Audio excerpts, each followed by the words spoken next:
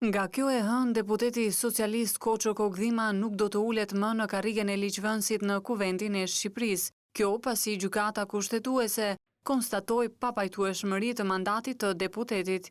Kogdhima u akuzua nga Partia Demokratike se ka përfituar nga fondet publike në mbi 150 raste, gjatë kohës që mbante mandatin e deputetit.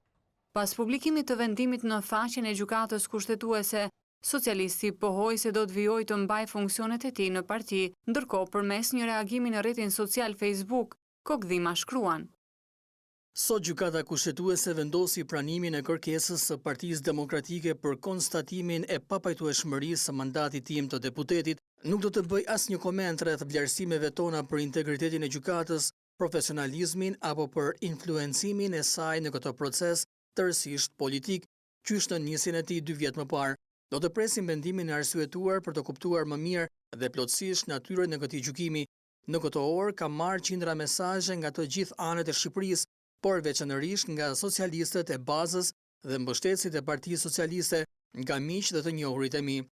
Me apo pa mandatin e deputetit, unë do të punoj pa urreshtur për ju dhe për një Shqipëri më të mirë.